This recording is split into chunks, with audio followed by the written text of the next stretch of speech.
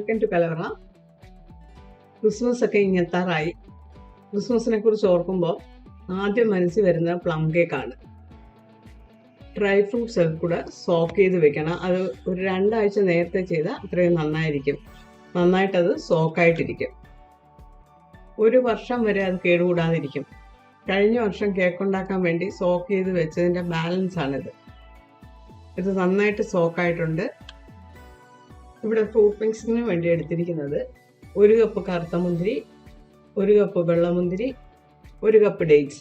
240 ml കപ്പിലാണ് ഇത് അളന്നിരിക്കുന്നത്. ഇതൊന്നും അത്ര ആക്യുറേറ്റ് ആയിട്ടൊന്നും എടുക്കണ്ട. നിങ്ങൾക്ക് കൂടുതൽ ഇഷ്ടമുള്ള ഫ്രൂട്ട്സും അതുപോലെ തന്നെ നിങ്ങൾക്ക് വാങ്ങിക്കാൻ എളുപ്പമുള്ളതായിട്ടുള്ള ഫ്രൂട്ട്സ് വാങ്ങിച്ച് സോക്ക് ചെയ്താൽ മതി. മുന്തിരിയും ഡേറ്റ്സും കൂടുതൽ ചേർക്കുന്നതാണ് കേക്കിന് നല്ലത്. ഇതെല്ലാം ചെറുതായിട്ട് കട്ട് ചെയ്ത് വെച്ചിരിക്കുകയാണ്. ബാക്കിയുള്ളതെല്ലാം 1/2 കപ്പ് വീതമാണ്. Tutti frutti, cherry, ginger candy, apricot, fig. Cake ഉണ്ടാക്കുമ്പോൾ കാഷ്യൂ നട്ട്സോ ബദാമോ ഒക്കെ നിങ്ങൾക്ക് ഇതുപോലെ ചെറുതായിട്ട് നുറുക്കി ചേർക്കാം. പക്ഷെ സോക്ക് ചെയ്ത് ഉപയോഗിക്കാത്തത് അതിൻ്റെ ആ കടിക്കുമ്പോൾ ഉള്ള ആ ഒരു ഇത് മാറുന്നുണ്ട്, അതുകൊണ്ടാണ്. ഇനി ഇതെല്ലാം ഒരു ബൗളിലേക്ക് മാറ്റാം. കയ്യിലൊന്നും അല്പം പോലും വെള്ളം ഇരിക്കരുത്. അല്പം പോലും വെള്ളമയം ഇല്ലാതെ വേണം ഇത് ചെയ്യേണ്ടത്. ഡേറ്റ്സ് ലാസ്റ്റ് ഇടുന്നത് അത് ഒട്ടിപ്പിടിച്ചിരിക്കുന്ന ഒന്ന് വിടർത്തിയിടാന്ന് വിചാരിച്ച. ഡേറ്റ്സ് കൂടുതൽ ചേർത്ത് കഴിഞ്ഞാൽ കേക്കിന് നല്ല മയം ഉണ്ടാവും.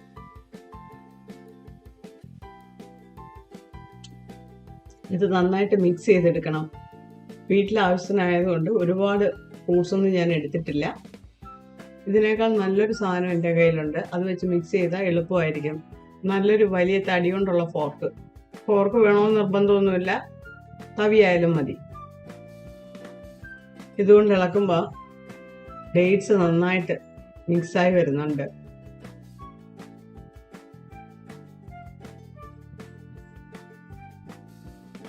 കേക്കുകളിൽ ഏറ്റവും ഇഷ്ടമുള്ള കേക്ക് എനിക്ക് പ്ലം കേക്കാണ്. ആ ചേർക്കുന്ന മധുരവും ഫ്രൂട്ട്സിൻ്റെ മധുരവും എല്ലാം കൂടെ നല്ല രസമാണ്.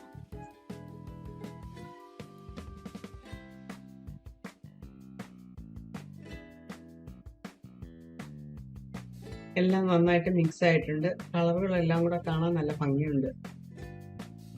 ഇനി ചേർക്കേണ്ടത് ഓറഞ്ച് ജാം. ഏത് ജാം വേണമെങ്കിലും നിങ്ങൾക്ക് ചേർക്കാം. മിക്സഡ് ഫ്രൂട്ട് ജാമും അതുപോലുള്ള ഏത് ജാം വേണമെങ്കിലും ചേർക്കാം. ചേർക്കേണ്ടത് ഏത് ജാമായാലും 3 ടേബിൾ സ്പൂൺ.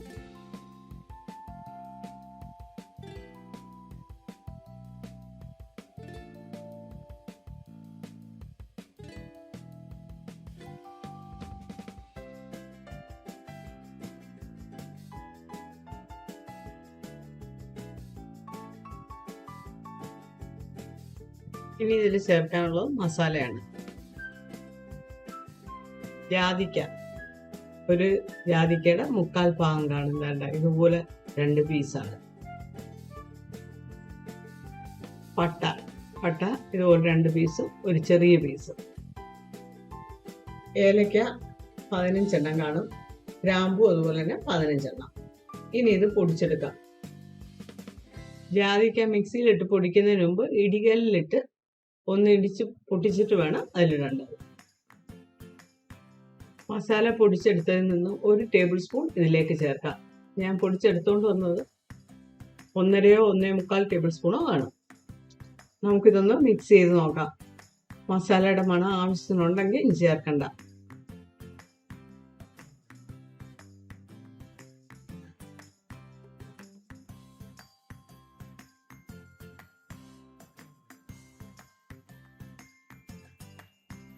മസാലയുടെ സ്മെല്ല് നന്നായിട്ടുണ്ട്.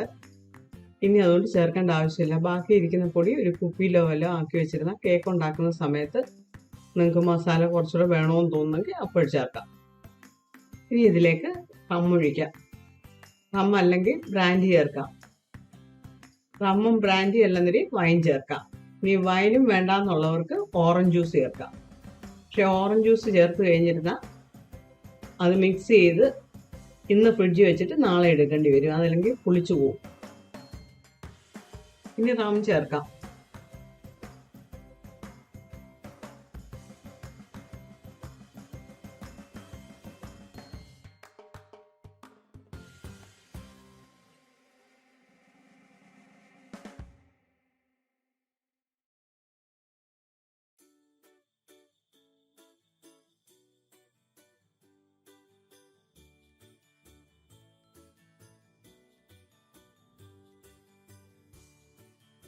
ഫ്രൂട്ട്സ് മുങ്ങി കിടക്കത്തക്ക വിധത്തിൽ റം ഒഴിക്കണം. ഇതിൽ കിടന്ന് വേണം ഇത് സോക്കാകേണ്ടത്. ഫ്രൂട്ട്സ് നന്നായിട്ട് മിക്സ് ചെയ്യണേ.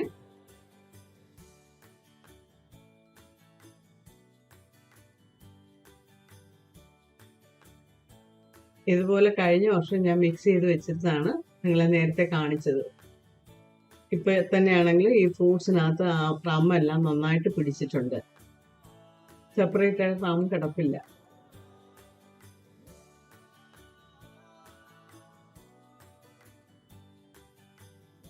ഇതാ നോക്കിയേ, റം മുകളിലോട്ട് നിൽപ്പില്ല, എന്നാൽ നന്നായിട്ട് അതിനകത്ത് ചേർന്നിട്ടുണ്ട്. ഇങ്ങനെ വേണം മിക്സ് ചെയ്തെടുക്കേണ്ടത്.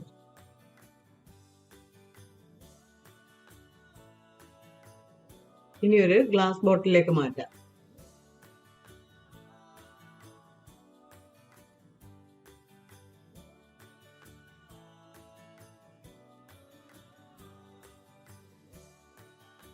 ഇനി ഒരു 4-5 ദിവസം റെഗുലറായിട്ട് നിങ്ങൾ ഈ കുപ്പി ഒന്ന് കുലുക്കി കൊടുക്കണം. അതിനകത്തുള്ളത് നല്ലപോലെ മിക്സ് ആകാൻ വേണ്ടിയാണ്. അടപ്പ് തുറക്കണ്ട. ഇതുവരെ ഒരു തുള്ളി വെള്ളം പോലും അതിനകത്ത് പറ്റാതെയാണ് ഞാൻ ചെയ്തത്. ഇനി ഈ കുപ്പി അടച്ചു വയ്ക്കാം. 2023 ഫ്രൂട്ട് മിക്സിങ് കഴിഞ്ഞു. പ്ലേലിസ്റ്റ് ചെക്ക് ചെയ്യാൻ മറക്കരുത്. Please like, share and subscribe. Thanks for watching.